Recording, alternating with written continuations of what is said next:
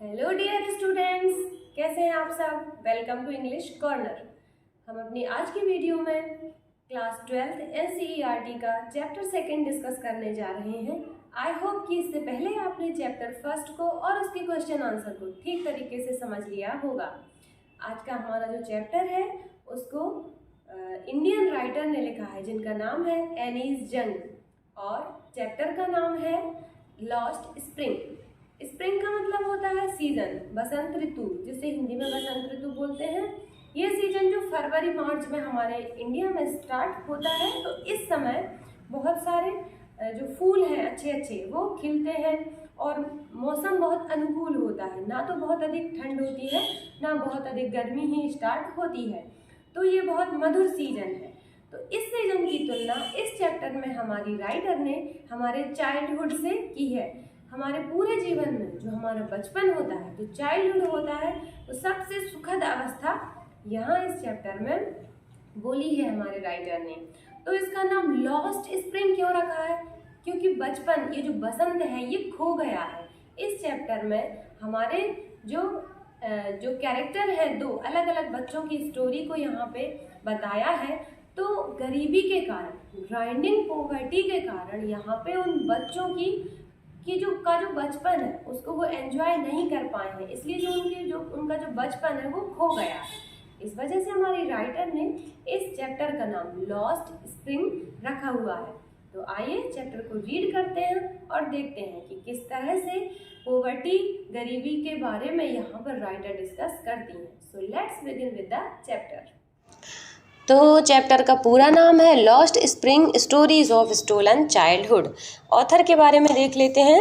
Annie's जंग 1964 was born in Rourkela and spent her childhood and adolescence in Hyderabad.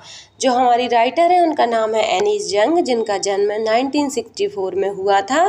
कहाँ पर? राउरकेला। ये ओडिशा या उड़ीसा में एक जगह है, एक जगह का नाम है राउरकेला। एंड उन्होंने अपना बचपन, चाइल्डहुड यानी बचपन, एडोलसेंस यानी किशोरावस्था, हैदराबाद में बिताई। She received her education in Hyderabad and in United State of America. उन्होंने अपनी शिक्षा हैदराबाद से और यूनाइटेड स्टेट ऑफ अमेरिका से प्राप्त की। Her parents were both writers. इनके माता पिता दोनों ही राइटर थे। Anees Jung begin her career as a writer in India. लेखक के रूप में इन्होंने अपना कैरियर भारत से शुरू किया। She has been an editor and columnist for major newspapers in India and abroad. वो बहुत से खास न्यूज़पेपर मतलब समाचार पत्र की एडिटर भी रही हैं और कॉलमिस्ट भी रही हैं। कॉलमिस्ट यानी क्या होता है? जो पेपर में जो कॉलम आते हैं जिनमें कुछ खास चीज़ लिखी होती है, खास बात लिखी होती है, तो उनको लिखने वाले को कॉलमिस्ट बोलते हैं। तो पत्रकार भी कह सकते हैं इजी लैंग्वेज में। तो वो कॉलमिस्ट रही हैं और बहुत से न्यूज़पेपर की एडिटर रही हैं, ना सिर्फ इंडिया में बल्कि अब्रोड में भी। And has authored several books, और उन्होंने बहुत सारी बुक्स भी लिखी हैं। The following is an excerpt from her book titled Lost Spring, Stories of Stolen Childhood। और यहाँ पे जो स्टोरी इस पार्ट में हमको जो मिलेगी वो एक भाग है, एक पार्ट है या अंश है, हिस्सा है। कौन सी बुक का हिस्सा है? जिसका नाम है lost spring, stories of stolen childhood. Here she analyzes the grinding poverty and traditions which condemn these children to a life of exploitation। इस पाठ में हमारी राइटर ने निंदा की है या बुरा बताया है। किस चीज़ को बुरा बताया है? ग्राइंडिंग पॉवर्टी मतलब बहुत अधिक गरीबी। ग्राइंडिंग का मतलब क्या होता है? पीसना। तो इतनी ज़्यादा गरीबी है जो कि इन बच्चों को पीस डालती है। बहुत अधिक गरीबी और ट्रेडिशंस, ऐसे रीति रिवाज जो कि बच्चों को शोषण का शिकार बनाते हैं। देखते हैं कि क्या कैसे रीति रिवाज है, ये हमको चैप्टर में आगे पता चलेगा। तो ये जो हमारा चैप्टर है, ये इसमें दो बच्चों की स्टोरी है। तो फर्स्ट जो स्टोरी है उसका टाइटल है समटाइम्स आई फाइंड अ रूपी इन द गार्बेज। कभी कभी मुझे कचड़े में 1 रुपया मिल जाता है। गार्बेज यानी कूड़ा कचरा। Why do you do this? I ask Sahib, whom I encounter every morning scrounging for gold in the garbage dump of my neighborhood. अब यहाँ पे ये जो डायलॉग है why do you do this, ये किसी ने पूछा है. किसने पूछा है? हमारी नरेटर ने पूछा है. तो जो हमारी राइटर हैं वही नरेटर हैं, वही हमें इस स्टोरी को सुना रही हैं. तो तुम ऐसा क्यों करते हो? मैंने साहिब से पूछा. साहिब कौन है? जिसे मैं देखती हूँ रोज़ सुबह. कहाँ देखती हूँ? कि जो मेरे पड़ोस में जो गार्बेज डंप है, जो कूड़े का ढेर है, उसमें वो ढूंढता रहता है गोल्ड. क्या ढूंढता रहता है? गोल्ड. अब यहाँ पर जो गोल्ड वर्ड का जो यूज़ किया है, ये वो गोल्ड नहीं है जिसके आभूषण बनते हैं, ये वो धातु नहीं है गोल्ड. ये क्या है? ये जो गरीब लोग हैं उनको कचड़े के ढेर में कुछ प्रीसियस, कुछ कीमती चीज़ मिल जाती है, तो उसे ये बच्चे, ये गरीब लोग गोल्ड कहते हैं. तो जैसे हमारे लिए सोना बहुत महत्वपूर्ण रहता है, सोने के जेवरात जो बनते हैं वो बहुत अच्छे लगते हैं, बहुत खुश करने वाले रहते हैं. तो ऐसे ही इन बच्चों के लिए यदि कूड़े के ढेर में कोई कीमती चीज़ मिल जाती है तो ये बच्चे बहुत खुश हो जाते हैं. तो वो यहाँ पे कीमती चीज़ को गोल्ड बोलते हैं. Sahib left his home long ago. Sahib ने अपना घर बहुत समय पहले छोड़ दिया है. Set amidst the green fields of Dhaka, his home is not even a distant memory. उसका जो घर था वो कहाँ था? ग्रीन फील्ड्स, मतलब हरे भरे खेतों के बीच में था, ढाका में. कहाँ? ढाका में. यहाँ तक कि अब तो उसे ठीक तरीके से अपने घर की याद भी नहीं है. There was many storms that swept away their fields and homes, his mother tells him. उसकी माँ उसे बताती है कि बहुत पहले वहाँ बहुत सारे तूफान आए. उन तूफानों की वजह से उन लोगों के घर और उन लोगों के खेत सभी उड़ गए. That's why they left looking for gold in the big city where he now lives. और इसी वजह से वो अपने घरों को छोड़कर बड़े शहर आ गए जहाँ पर वो अभी रह रहे हैं. किस चीज़ की खोज में? Looking for gold. अब यहाँ मैं फिर बताना चाहूँगी कि यहाँ गोल्ड यानी सोना नहीं है. लुकिंग फॉर गोल्ड यानी कुछ बेहतर की तलाश में, बेहतर ज़िंदगी की तलाश में वो अपना वहाँ का जो घर है, जो सब कुछ बर्बाद हो चुका था, उसे छोड़कर वो शहर आ गए. अब हमारी राइटर ने यहाँ शुरू में जो क्वेश्चन पूछा था हमारे साहिब से, why do you do this, ये जो प्रश्न पूछा था इसी का यहाँ पे वो आंसर दे रहा है. कौन दे रहा है? साहिब. यहाँ पर बोलता है ये, I have nothing else to do, he matters looking away. उसने धीरे धीरे बुदबुदाया कि मेरे पास इसके अलावा करने के लिए कुछ है ही नहीं. तो राइटर क्या बोलती हैं? Go to school, I say glibly, realising immediately how hollow the advice must sound. तो हमारी राइटर ने बिना कुछ सोचे समझे, बिल्कुल जब हम जल्दी से सडनली जवाब दे देते हैं बिना सोचे समझे, तो उसको बोलते हैं, चतुराई से हमारी राइटर ने क्या कहा? तो स्कूल जाओ.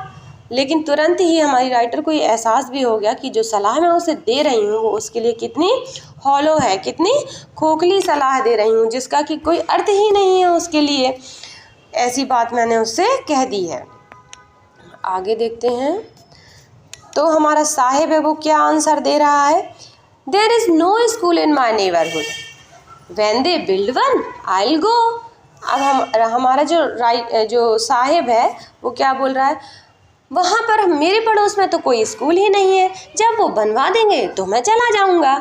इसका मतलब ये है कि जो बच्चे हैं वो कितने भोले होते हैं. मतलब उससे पूछा कि तुम स्कूल क्यों नहीं जाते हो, तो सीधा उसने आंसर दे दिया कि हमारे यहाँ तो स्कूल ही नहीं है, नहीं तो मैं चला जाता. तो हमारी राइटर उससे कहती है, if I start a school will you come, यदि मैं स्कूल खोल दूँगी तो क्या तुम आओगे? आई आस्क हाफ जोकिंग, कुछ उससे मजाक करते हुए मैंने पूछा. किसने पूछा? हमारी राइटर ने पूछा साहिब से. तो साहिब क्या आंसर करता है? Yes he says smiling broadly, और उसके चेहरे पर बड़ी सी मुस्कुराहट आई. वो बहुत खुश हो गया, बहुत लंबी बड़ी सी मुस्कुराहट देते हुए बोला, हाँ मैं आऊँगा. A few days later I see him running up to me, is your school ready. कुछ दिनों बाद उसी लड़के को मैंने अपनी ओर आते हुए देखा और वो मुझसे क्या बोला? क्या आपका स्कूल तैयार है? अब हमारी राइटर को बहुत ज़्यादा अफसोस होता है कि मैंने उस लड़के से मजाक मजाक में ये कैसी बात कर दी है कि मतलब मैं स्कूल बनवाऊंगी तो क्या तुम जाओगे। अच्छा, बच्चे बहुत भोले होते हैं, उनसे तो जो बोल दो उन्हें वो सच ही लगने लगता है। तो जो हमारा साहिब है उसने यही सोचा कि अगर ये बोल रही हैं तो ये स्कूल ज़रूर खोलेंगी हमारे लिए। तो साहिब किसी दिन मिला और अचानक उसने पूछ लिया कि क्या आपका स्कूल तैयार है। अब राइटर को जवाब तो देना था, तो उन्होंने बोल दिया, it takes longer to build a school, I say embarrassed at having made a promise that was not meant. अब शर्मिंदगी महसूस करते हुए राइटर ने कहा कि स्कूल बनने में बहुत समय लगता है, लेकिन जो राइटर हैं उनको बहुत शर्मिंदगी महसूस हो रही है, बहुत एम्बेरस फील कर रही हैं कि मैंने उसे ऐसा प्रॉमिस कर दिया जिसका कि कोई अर्थ नहीं है। But promises like mine abound in every corner of his bleak world। अब लेकिन राइटर कह रही हैं, राइटर ने उसकी जो दुनिया है, उसका जो वर्ल्ड है, उसको क्या बोला है, ब्लीक वर्ल्ड। ब्लीक वर्ल्ड क्यों बोला है? ब्लीक वर्ल्ड का अर्थ होता है अंधेरी दुनिया। तो वो लोग इतने गरीब हैं कि उनको 2 वक्त की रोटी भी मिलना नसीब नहीं होता, और उनके पास ढंग के कपड़े भी नहीं हैं, चप्पल जूते भी नहीं हैं उनके पास।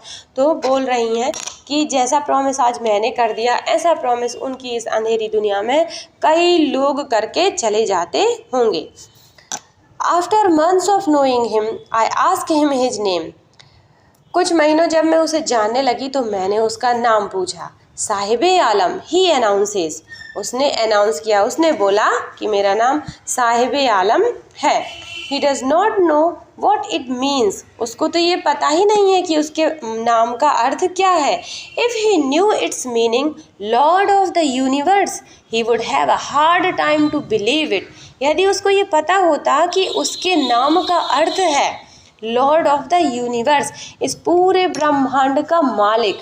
साहिब आलम मतलब साहिब आलम, आलम यानी पूरा ब्रह्मांड, और पूरे ब्रह्मांड का मालिक, ये साहिब आलम का अर्थ होता है। तो यदि उसे पता होता कि लॉर्ड ऑफ द यूनिवर्स, इस पूरे ब्रह्मांड का मालिक मेरे नाम का अर्थ है, तो उसे यह इस बात पे विश्वास करने में बहुत अधिक समय लग जाता। Unaware of what his name represents, he roams in the street with his friends, an army of barefoot boys who appear like the morning birds and disappear at noon। अपने नाम के अर्थ से अनभिज्ञ वो लड़का जिसका नाम साहिब है, वो अपने दोस्तों के साथ कहाँ घूमता रहता है? सुबह सुबह दिखता है। हमारी राइटर बोल रही हैं मॉर्निंग बर्ड की तरह, सुबह के पक्षी की तरह दिखाई देता है, और आफ्टरनून में डिसअपियर हो जाता है, गायब हो जाता है, दिखता नहीं है। अब यहाँ पर उसके दोस्तों को आर्मी ऑफ बेयरफुट बॉयज़ क्यों बोला है राइटर ने? क्योंकि ये जितने भी दोस्त हैं इनमें से कोई भी चप्पल जूते नहीं पहनता, ये बेयरफुट रहते हैं, ये नंगे पैर रहते हैं। तो पूरे इनकी जो पूरी जो मेजॉरिटी है, इनकी जो पूरे सारे जो दोस्त हैं, उन सब को आर्मी ऑफ बेयरफुट बॉयज़ यहाँ पे राइटर ने बोला है। Over the months I have come to recognise each of them. 1 महीने से ऊपर हो गया जब, तो एक एक बच्चे को मैं पहचान पाई। Why aren't you wearing chappals? I ask one। उनमें से किसी एक से मैंने पूछा कि तुम चप्पल क्यों नहीं पहनते हो? तो क्या बोलता है? मैंने पूछा कि तुम लोग चप्पल क्यों नहीं पहनते हो? तो my mother did not bring them down from the self, he answer simply. अब उसने अपनी गरीबी को छुपाने के लिए क्या बोला कि मेरी माँ ने सेल्फ से चप्पल निकाली ही नहीं है, जबकि ऐसा कुछ नहीं है। ना तो उनके घर में कोई सेल्फ है और ना उनके पास चप्पल है, लेकिन वो अपनी गरीबी को छुपाने के लिए क्या बोलता है कि मेरी माँ ने उन्हें सेल्फ से निकाली ही नहीं। जब उनके पास घर ही नहीं है, ये तो टूटे फूटे तंबू में रहते हैं, तो सेल्फ कहाँ से होगा? When I comment on it, it shuffles his 1 minute रह गया। एक दूसरा लड़का बोलता है even if she did, he will throw them off, adds another who is wearing shoes that do not match। अच्छा, इस बात पर एक दूसरा लड़का जो कि जूते पहने हुए था, लेकिन कैसे जूते पहने हुए था? जो कि मैच नहीं कर रहे हैं। इसका मतलब कूड़े के ढेर में उनको मिले होंगे, तो एक जूता किसी और पैर का होगा, किसी और मैच का होगा, दूसरा किसी और का होगा। दोनों ही पैर में जो बच्चे हैं वो अलग अलग जूता जूते पहने हुए हैं वो बोला कि यदि इसकी माँ जूते निकाल भी देती ना तो भी उनको फेंक देता। और फिर जैसे ही जो हमारी राइटर ने उसकी तरफ देखा तो ही shuffles his feet and says, तो उसने अपने पैरों को शफल किया। शफल मतलब ऐसे घसीटना, एक के पीछे एक को छुपा लिया, क्योंकि वो उसके दोनों पैरों में अलग अलग जूते थे तो दोनों पैरों को शफल किया और फिर उसने कुछ नहीं कहा। I want shoes, says a third boy who has never owned a pair of his life. और उन्हीं में से एक जो तीसरा लड़का था वो इतने में बोला कि मुझे ज़िंदगी में कभी भी जूते नहीं मिले हैं तो मुझे जूते चाहिए। हमारी राइटर से वो बोल रहा है। Traveling across the country, I have seen children walking barefoot in cities and on village roads. और राइटर बोल रही हैं कि जब भी मैं ट्रैवल करती हूँ शहर में, देश में, तो गांव में देखती हूँ, शहरों में देखती हूँ कि जो बच्चे हैं वो बेयर फुट घूमते हैं, मतलब उनके पैरों में चप्पल नहीं होती। It is not lack of money but a tradition to stay barefoot is one explanation. और एक ने बोला कि ये हमारे पास पैसे की कमी नहीं है, पैसा तो हमारे पास है, लेकिन ये एक ट्रेडिशन है, हमारी रीति रिवाज है कि हम लोग बेयरफुट ही रहते हैं। आई वॉन्डर, राइटर बोलती हैं कि मुझे आश्चर्य हुआ, if this is only an excuse to explain a perpetual state of poverty, कि यदि ये सच है तो यह सुन के मुझे बहुत आश्चर्य होता है कि गरीबी को दिखाने के लिए लोग ऐसा करते हैं। I remember a story a man from UTP once told me. As a young boy, he would go to school past an old temple where his father was a priest. तो अब हमारी राइटर को एक story याद आती है जो कि उडुपी के रहने वाले एक आदमी ने सुनाई थी। उडुपी मतलब कर्नाटक की एक जगह है। जब वो छोटा था, जब वो यंग था, तो जब वो स्कूल जाया करता था तो रास्ते में एक ओल्ड टेम्पल, पुराना मंदिर पड़ता था जहाँ उसके पिता पुजारी थे, क्रिश्चियन पुजारी पूजा किया करते थे।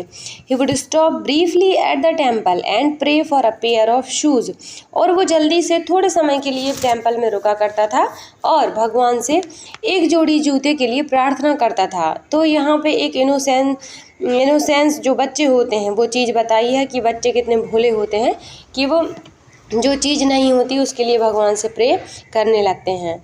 30 years later, I visited his town and the temple, which was now drowned in an air of desolation. 30 साल बाद जब हमारी राइटर उसी जगह पर गई तो वो जो मंदिर था वो वीरान हो गया था, वहाँ कोई भीड़ भाड़ दिखाई नहीं दे रही थी। In the backyard where lived the new priest, there were red and white plastic chairs. और मंदिर के पीछे एक प्रीस्ट रहते थे। 30 साल बाद की स्थिति अब हमें राइटर बता रही हैं। There were red and white plastic chairs, और वहाँ लाल और सफ़ेद रंग की प्लास्टिक चेयर्स भी रखी हुई थी। A young boy dressed in a grey uniform wearing socks and shoes arrived panting and threw his school bag on a folding bed. और एक छोटा लड़का जिसने कि बहुत अच्छी ड्रेस पहनी हुई थी, यूनिफॉर्म पहनी हुई थी ग्रे कलर की, जो बहुत अच्छी तरीके से ड्रेस्ड था, तैयार था, और क्या पहने हुए थे, शॉक्स एंड शूज़ भी पहने थे, मोजे जूते भी पहने थे। वो अराइव्ड पैंटिंग, हाँफते आया। कहाँ से आया? स्कूल से आया। Through his school bag on a folding bed, और वहाँ पर एक फोल्डिंग बेड था, मतलब मुड़ने वाला बेड था, उस पर उसने अपना स्कूल बैग फेंक दिया। Looking at the boy I remembered the prayer another boy had made to the goddess when he had finally got a pair of shoes. और अब उस लड़के को देखकर हमारी जो राइटर हैं उन्हें एक अन्य लड़के की स्टोरी याद आ जाती है जिसको फाइनली पेयर ऑफ शूज़ मिल गए थे, मतलब एक जोड़ी जूते मिल गए थे। तो वो क्या प्रेयर करता है वो लड़का? Let me never lose them. The goddess had granted his pair. Young boys like the son of priest now wore shoes, but many others like the rag pickers in my neighborhood remain shoeless. वो जो लड़का है, वो जिसको जूते मिल गए हैं, वो लड़का भगवान से क्या प्रेयर कर रहा है? गॉडेज से, देवी से क्या प्रेयर कर रहा है कि हे देवी माँ, मेरे पास जो शूज़ हैं ये कभी ना गुमें, ये हमेशा मेरे पास रहें। तो यहाँ पे राइटर बोल रही हैं कि ऐसा लगता है कि गॉडेस ने उसकी प्रेयर सुन ली और अब प्रीस्ट के बेटे के पास तो जूते हैं और बहुत अच्छे से ड्रेस्ड भी है। मतलब यहाँ पे राइटर हमें ये बता रही हैं कि 30 साल पहले जो कंडीशन प्रीस्ट की थी वो तो सुधर गई है, उनके बेटे के पास जूते आ गए हैं और उनके पास काफ़ी मतलब जो लग्जरियस सामान भी है, चेयर है, फोल्डिंग बेड भी है। But many others like the rag pickers, लेकिन बहुत सारे ऐसे रैग पिकर्स हैं जो कि मेरे नेबरहुड में रहते हैं, मेरे पड़ोस में रहते हैं, जो आज भी इतने समय बाद भी उनके पास जूते नहीं हैं, वो अभी भी शूलेस है। My acquaintance with the barefoot rag pickers lead me to Simapuri, a place on the periphery of Delhi, yet miles away from it metaphorically. और मेरी जो जान पहचान थी barefoot boys से, जैसे साहिब था उसके और दोस्त थे, तो उसकी वजह से हमारी जो राइटर है वो मजबूर हो गई कि वो उस जगह जाए जहाँ ये लोग रहते हैं। तो उस जगह का नाम है सीमापुरी। सीमापुरी कौन सी जगह है? A place on the periphery of Delhi yet miles away from it metaphorically. देखो ये जो जगह है सीमापुरी, जहाँ पर ये सारे रैग पिकर्स मतलब कूड़ा बीनने वाले रहते हैं, है तो वो दिल्ली की ही सीमा में, आती तो वो दिल्ली की ही सीमा में है, लेकिन उनकी स्थिति को देख के, उनकी गरीबी को देख के हमारी राइटर बोल रही हैं कि वो अभी भी मीलों दूर है दिल्ली से। दिल्ली का लिविंग ऑफ स्टैंडर्ड अलग है और जो हमारे रैग पिकर्स वहाँ रहते हैं वो भले ही दिल्ली की सीमा में रह रहे हैं, लेकिन उनका जो लिविंग ऑफ स्टैंडर्ड है वो बहुत ही लो है। उन्हें 2 वक्त की रोटी भी नसीब नहीं हो रही, वो कूड़ा करकट बीन रहे हैं। कहने को तो वो दिल्ली में रह रहे हैं, लेकिन वो दिल्ली से काफ़ी दूर हैं।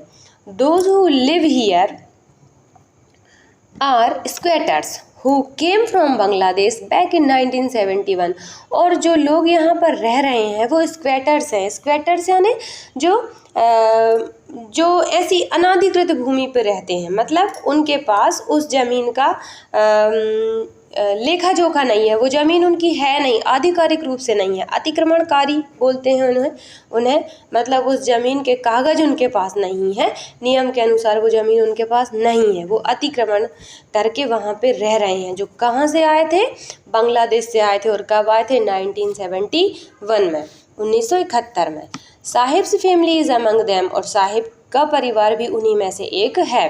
Seemapuri was then the wilderness, it still is but it is no longer empty. देखो जो सीमापुरी जगह है जहाँ पे ये लोग अतिक्रमणकारी, ये जो लोग हैं जो बांग्लादेश छोड़कर आ गए थे, वहाँ पे तूफान आया था, तो जब ये आए थे तो जो सीमापुरी जगह है वो उस समय कैसा था? वीरान था, जंगल था, वहाँ कोई रहते नहीं थे, मतलब बिल्कुल वो खाली पड़ा हुआ था ना वहाँ की जो भूमि है वो बंजर भूमि थी उधर। तो अभी भले ही वहाँ पे लोग रहने लगे हैं, लेकिन अभी भी वहाँ क्या है? राइटर हमारी यहाँ पे एक व्यंग कस रही है कि आज भी वो बंजर है। अंतर बस कितना है कि वहाँ पर खाली नहीं है, बस वो अब नो लॉन्गर एम्प्टी, अब वो जगह खाली नहीं है, लेकिन बंजर तो आज भी है। अब ये बंजर क्यों बोल रही हैं राइटर? क्योंकि वहाँ पे जो लोग रह रहे हैं उनको कोई सुविधाएं नहीं मिल रही हैं सरकार की तरफ से, वो अपना जीवन बहुत गरीबी में बिता रहे हैं, ना उनके पास घर है। इस वजह से वहाँ राइटर बोलती हैं कि अभी भी वो वाइल्डरनेस ही है, बस अंतर इतना है कि बस खाली नहीं है, क्योंकि वहाँ अब ये रैग पिकर्स रह रहे हैं। In structures of mud with roofs of tin and tarpaulin, devoid of sewage, drainage or running water, live 10,000 rag pickers। वहाँ पे बिना किसी सुविधाओं से स्ट्रक्चर्स ऑफ मड, मिट्टी के घर बनाकर, और उस पर छत किस चीज़ की है? टिन की है। और किस चीज़ की है? तारपोलिन की है। मतलब जो तालपत्री होती है, जो तिरपाल जिसको बोलते हैं, जो पॉलीथीन से बनती है, वो तिरपाल वो अपनी रूफ पे, छत पे चढ़ा लेते हैं ताकि पानी से बच सकें। उनका घर भी नहीं है परमानेंट। डिवॉइड ऑफ सेवेज, और उनके यहाँ कोई ये सुविधा भी नहीं है कि उनके यहाँ कोई बाथरूम की सुविधा भी नहीं है। और ड्रेनेज और रनिंग वाटर, ना ही उनके यहाँ पे जो नालियाँ हैं और जो पानी के निकासी की कोई व्यवस्था है। और ऐसी स्थिति में भी वहाँ 10,000 रैग पिकर्स रह रहे हैं। They have lived here for more than 30 years without an identity, without permits, but with ration cards that get their names on voter list and enable them to buy grain. वो यहाँ पे 30 साल से भी अधिक समय से रह रहे हैं। जब हमारी राइटर ने ये लिखा होगा चैप्टर, तो उस समय 30 साल से अधिक हो गए होंगे। 30 साल से ज़्यादा समय से वो लोग कैसे रह रहे हैं? विदाउट एन आइडेंटिटी, उनके पास कोई परिचय पत्र नहीं है, ना ही उनके पास कोई परमिट्स है, वहाँ पर रहने का लाइसेंस भी उनके पास नहीं है, बट विद राशन कार्ड्स, लेकिन बस उनके पास क्या है? राशन कार्ड ही अकेला है, और जिसकी वजह से उनका नाम वोटर लिस्ट में चढ़ गया है, पर इसके अलावा उनके पास कोई भी परिचय पत्र नहीं है। इसकी वजह से enable them to buy grain, और राशन कार्ड की वजह से वो लोग ग्रेन मतलब अनाज, कम कीमत पे अनाज खरीद सकते हैं। Food is more important for survival than an identity, और ये लोग इतने गरीब हैं कि इनके लिए भोजन ज़्यादा इम्पोर्टेंट है बजाय किसके? पहचान के। तो मतलब ये लोग भी खुश हैं कि बस हमको तो 2 वक्त की रोटी मिल जाती है, इतना काफ़ी है, हमें कोई पहचान पत्र से कोई मतलब नहीं है। If at the end of the day we can feed our families and go to bed without an aching stomach, we would rather live here than in fields that give us no grain, say a group of women in tattered saris when I asked them why they left their beautiful land and green fields and rivers. और जब हमारी writer ने इनमें से ये जो लोग खड़े हुए थे, यहाँ पे बहुत सारी विमन, बहुत सारी औरतें खड़ी हुई थीं, गरीब औरतें, तो उनसे पूछा कि आप लोग अपने इतने अच्छे हरे भरे खेत और नदियों को छोड़ के क्यों आ गए हैं? तो उनमें से एक औरत जो कि टैटर्ड साड़ी पहने हुए थे, मतलब फटी पुरानी साड़ी पहने हुए थे, उसने कहा कि यदि हम रात को बिना पेट दर्द किए, मतलब बिना खाली पेट, यानी कि भोजन करके, खाना खा के सो जाते हैं, तो इससे ज़्यादा खुशी की बात हमारे लिए और कुछ नहीं हो सकती। फिर हमारे लिए वो ग्रीन फील्ड और वो नदियाँ कोई मायने नहीं रखती। इसका मतलब क्या है कि ये लोग जहाँ से आए हैं तो वहाँ इनको 2 वक्त की रोटी भी नसीब नहीं होती थी, तभी ये इस स्थिति में भी खुश हैं, जैसे में अभी ये सीमापुरी में रह रहे हैं। Wherever they find food, they pitch their tents that became transit homes. और जहाँ भी इनको खाना मिलता है, ये अपना टेंट वहीं जाके अपना, क्योंकि उनका जो होम है वो ट्रांजिट होम है, कोई परमानेंट होम तो है नहीं।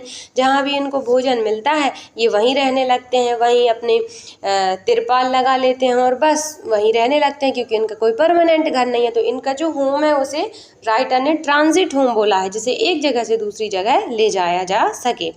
Children grow up in them, और ऐसी ही स्थिति में उनके जो बच्चे हैं वो बढ़ते रहते हैं, बिकमिंग पार्टनर्स इन सर्वाइवल, और वो भी इनके जीवन यापन में पार्टनर्स बन जाते हैं। मतलब जैसे इनके माता पिता कूड़ा करकट बीनते हैं, वैसे ही इनके बच्चे भी कूड़ा करकट बीनने लगते हैं। And survival in Seemapuri means rag picking, और सीमापुरी में जीवन जीना, जीवन यापन करना, इसका मतलब ही है रैग पिकिंग। अर्थात सीमापुरी में जितने भी लोग रहते हैं वो सभी रैग पिकिंग ही करते हैं, कूड़ा करकट ही उठाते हैं। Through the years it has acquired that proportions of a fine art, और इतने सालों से ये यही काम कर रहे हैं, तो इन लोगों के लिए ये एक आर्ट की तरह बन गया है, ये एक कला बन गया है कि कौन कचड़े के ढेर में से कितनी ज़्यादा चीज़ें आज इकट्ठा करेगा। तो इनके लिए ये एक कला की तरह बन गया है। Garbage to them is gold, और ये जो कूड़ा है ये उनके लिए उतना ही महत्वपूर्ण है जितना कि हमारे लिए गोल्ड महत्वपूर्ण है। जैसे हमारे लिए सोना जो धातु है उसके ऑर्नामेंट्स महत्वपूर्ण रहते हैं, उनके लिए गार्बेज, ये कूड़ा मायने रखता है। It is their daily bread, a roof over their head, even if it is a leaking roof. ये उनके लिए जो कूड़ा करकट है ये उनका क्या है? ब्रेड एंड बटर है, ये उनकी रोजी रोटी है। उनके सिर के ऊपर जो छत है ये वो है, यहाँ भले ही वो छत लीक ही क्यों ना हो रही हो। But for a child it is even more, but लेकिन एक बच्चे के लिए ये सिर्फ कूड़ा बीनना नहीं बल्कि उससे भी कहीं अधिक मायने रखता है। क्या मायने रखता है? I sometimes find a rupee, even a 10 rupee note, Sahib says, his eyes lighting up. और साहिब ने क्या बोला कि कभी कभी तो मुझे कूड़े के ढेर में से 1 रुपये भी मिल जाता है, तो 1 रुपये का नोट भी मिल जाता है। और ये कहते कहते साहिब की आंखें कैसी हो रही थी? लाइटिंग अप हो रही थी, मतलब वो बहुत खुश हो रहा था। इससे हमें क्या पता चलता है कि ये लोग कितने गरीब हैं कि जब उसे 1 रुपया मिल जाता तो वो बहुत उत्साह के साथ, बहुत खुशी के साथ ये बात बता रहा है और उसकी आंखों में चमक आ गई है, वो बहुत खुश हो रहा है। When you can find a silver coin in a heap of garbage, you don't stop scrounging for there in hope of finding more.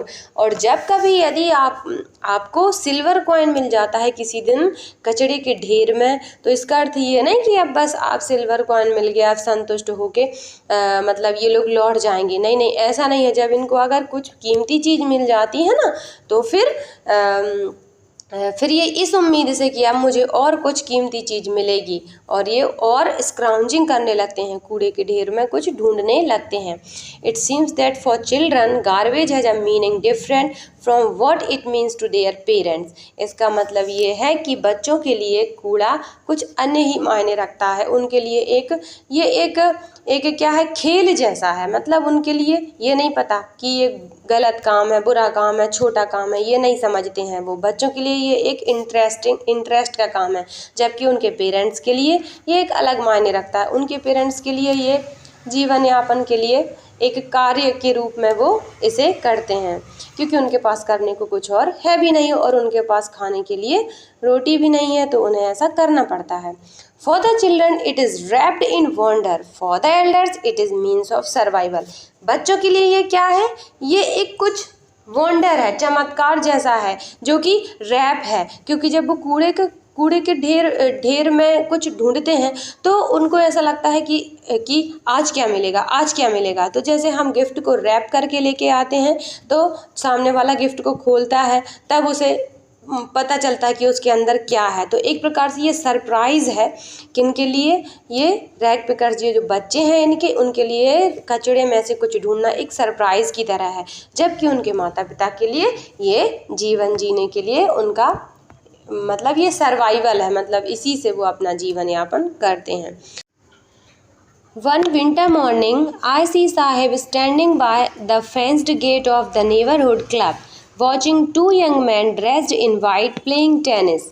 तो एक सुबह की बात है, ठंड के मौसम में एक सुबह जो हमारी राइटर हैं वो साहिब को खड़ा देखती हैं। कहाँ देखती हैं? एक फेंस्ड गेट के बाहर, मतलब कहीं टेनिस का ग्राउंड रहा होगा तो उसमें जो जाली लगी होती है उसके, तो गेट के बाहर जो जाली लगी थी उसके बाहर वो खड़ा हुआ था राइटर की पड़ोस में। और watching two young man dressed in white playing tennis, दो वहाँ पे यंग मैन थे जो कि टेनिस खेल रहे थे, जिन्होंने कि सफ़ेद कलर के कपड़े पहने हुए थे। I like the game he hums, और उसने धीरे से क्या कहा कि मुझे ये गेम पसंद है। Content to watch it standing behind the fence, और जाली के इस तरफ, फेंस के इस तरफ वो खड़ा हुआ था और राइटर से बोल रहा था कि मुझे ये जो गेम है ये बहुत पसंद है। ऐसे बोल रहा था जैसे कि कभी वो इस गेम के बारे में जानता हो, लेकिन रियलिटी तो ये है कि वो इस गेम का नाम भी नहीं जानता।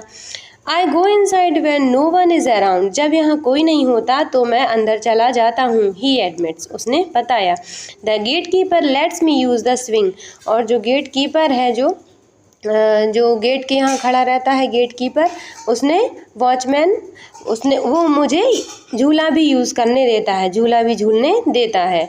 Sahib two is wearing tennis shoes that look strange over his discoloured shirt and shorts, और साहिब ने भी अपने पैरों में सफ़ेद रंग के जूते पहने हैं, टेनिस शूज़ पहने हैं, जो कि उसकी जो शर्ट है वो दूसरे कलर की है, उस कलर के साथ बड़े ही विचित्र लग रहे हैं, क्योंकि टेनिस शूज़ के साथ उसकी ड्रेस भी पहनी जाती है, तब वो पूरा परफेक्ट मैच बनता है। लेकिन हमारा साहिब तो ऊपर कुछ और पहने हैं, और जो शूज़ पहने हुए हैं वो उनके साथ जम ही नहीं रहे हैं, शर्ट के साथ जम ही नहीं रहे हैं। Someone gave them to me, he says in the manner of an explanation, और जो हमारा साहिब है वो हमारे राइटर को बताता है कि किसी ने मुझे ये जूते दिए हैं। The fact that they are discarded shoes of some rich boy who perhaps refused to wear them because of a hole in one of them does not bother them.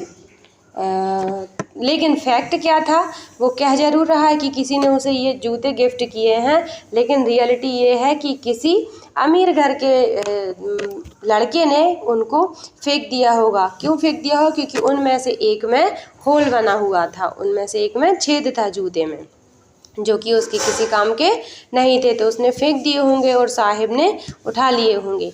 For one who has walked barefoot, even shoes with a hole is a dream come true, but the game he is watching is so intently is out of his reach. एक गरीब बच्चे के लिए जो कि नंगे पैर घूमता है, उसके लिए छेद के साथ यदि शूज़ मिल जाते हैं, भले ही उसके एक शूज़ में छेद ही क्यों ना हो, तो उसके लिए तो उसका सपना साकार हो गया, इस तरह से फीलिंग होगी उसके लिए। लेकिन बट द गेम, जो गेम वो उसे देख रहा था, वो भी इतने इंटरेस्ट के साथ जिस गेम को वो देख रहा है, वो उसकी पहुंच से ऊपर है, कभी वो उस गेम को खेल नहीं पाएगा। This morning Saheb is on his way to milk booth. और एक सुबह अब हमारे राइटर को जो साहिब है वो एक दूध डेयरी के पास, मिल्क बूथ के पास मिलता है, उसी रास्ते में मिलता है। In his hand is a steel canister, और उसके हाथ में एक स्टील का कैनिस्टर है, मतलब जिसमें चाय बनाई जाती है, केतली, वो स्टील की केतली है उसके हाथ में।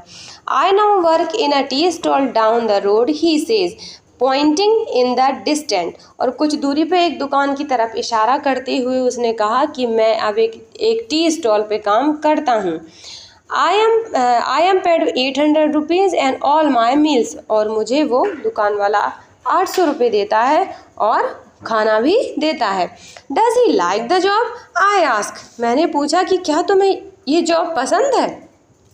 His face I see has lost the carefree look, और मैं क्या देखती हूँ कि उसका चेहरा जो है, वो जो उसके चेहरे पे जो पहले एक आज़ादी का जो लुक रहता था वो खो गया है। अब उसका जो फेस है वो वैसा आज़ाद नहीं दिखाई दे रहा, जैसे कि वो पहले जब रैग पिकिंग करता था तब दिखाई देता था, जितना खुश वो तब दिखाई देता था, अब वो दूसरे के यहाँ नौकरी करके खुश नहीं दिख रहा है। The steel canister seems heavier than the plastic bag he would carry so highly over his shoulder. तो अब राइटर क्या बोल रही हैं कि जो स्टील का कैनिस्टर है, जो उसके हाथ में केतली है, वो ज़्यादा भारी दिखाई दे रही है, बजाय किसके? बजाय उसके खुद के बैग के, जो रैग पिकिंग के लिए अपने शोल्डर पे टंगाया करता था, तो उससे कहीं ज़्यादा भारी केतली लग रही है। ऐसा क्यों बोल रही हैं राइटर? क्योंकि अब वो दूसरे के यहाँ नौकरी कर रहा है, तो किसी के अंडर में काम कर रहा है, तो वो अपने आप को फ्री, आज़ाद महसूस नहीं कर रहा। The canister belong to the man who owns the tea shop, Saheb is no longer his own master. जो कैनिस्टर है वो अब किसी और का है, उसका मालिक कोई और है, जो कि टी शॉप का मालिक है। अब साहिब अपना खुद का मास्टर, खुद का मालिक नहीं है। यहाँ पर राइटर हमें ये बताना चाहती हैं कि बच्चे तब खुश रहते हैं, हर इंसान तब खुश रहता है जब वो अपना मालिक स्वयं हो। जब वो किसी के अंडर में कार्य करता है तो वो आज़ादी महसूस नहीं करता, जो कि वो अपने खुद के अंडर में काम करके महसूस करता है। आई होप कि आपको अब तक की स्टोरी समझ में आ गई होगी। स्टोरी को पूरा जानने के लिए पार्ट 2 देखना ना भूलें, जिसमें कि एक और बॉय है जो कि गरीबी से लड़ता है, जिसका नाम मुकेश है, उसके बारे में बताया हुआ है। आज के लिए थैंक्स फॉर वॉचिंग।